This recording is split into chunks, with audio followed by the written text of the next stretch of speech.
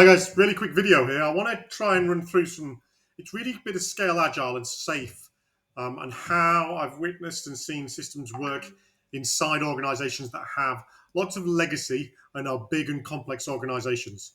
And when they both have big and complex organizations, what we have is something that looks a bit like this. You have the customer, so I've represented that on the bottom there. And all of these systems that the customer interacts with. So if we want to make a change to an interaction from a customer's point of view, so we talk about moments that the customer interacts with the organization. Actually, they're interacting with 10, 15 systems sometimes. I've only represented 6 here. So this is how big organizations with all these legacy systems. It's easy to say, well, your CRM, you can have one expert because it's all on the cloud and maintained. Well, these bigger organizations don't have that. They have customized CRMs that have been developed over a long time, and it's become a legacy for them. So what we tend to put in place is a portfolio management. So all of these outcomes that the business wants to achieve for the benefit of the customer go through a portfolio management tier. So that's cool. We start to think about that. But actually, what it's doing is it's separating our experts. So our experts in all of these systems and web and messaging who are near the customer, it's separating them from the people coming up with the outcomes. And this is really, really not agile at all. Because actually what happens is it starts becoming a very linear process where the outcomes are pushed to the system experts and the system experts push them to the customer. And there's no cycle there at all, which is fundamentally what we're looking for in agility. We're wanting something that looks a bit more like this. So we accept big complex organizations are going to struggle to be agile. They struggle to be really quick and really agile. But they can still get a level of agility if they can get a cycle working.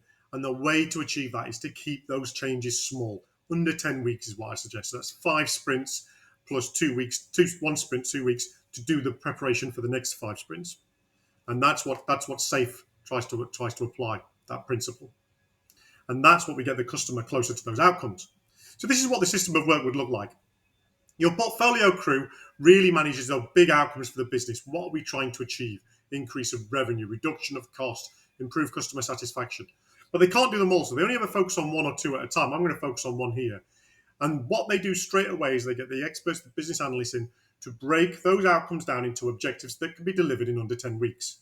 So outcomes, so the MVP or the version 0.1 or the version 1.1. So we do that with the objectives. And then what you do is you get your business analysts to say, well, these are the acceptance criteria that we're looking for in our first objective. So that's how it's done on a portfolio level. Then, and only then when we've decided what are the acceptance criteria, do we bring the experts in. They're busy on the tools doing the last planned increment. So we bring these experts in, and then they're able to break those things down into iterations of value that they can deliver to the customer. So the work flows through. It works through all the way to these user stories. So we start with a big outcome that's broken down into chunks of work that can be delivered every 3 months. We get the acceptance criteria, which then go to the experts to break down into user stories, which gets to the customer. That's the idea. Now, here's the bit that gets a little bit sticky, is if your product owner sits solely within these teams, they're not able to influence the acceptance criteria. If they sit only up at the top, they're not able to influence the teams. So the product ownership have to be incredibly versatile and sit in both camps. So that's the most important layer, that middle layer where we're going from what are the PI objectives, what's the objective for this next planned increment of 10 weeks to the teams to break it down into 2 weeks. That's the trick there. Got that in under 5 minutes. Hope you enjoyed the video. Hopefully we'll talk about this more.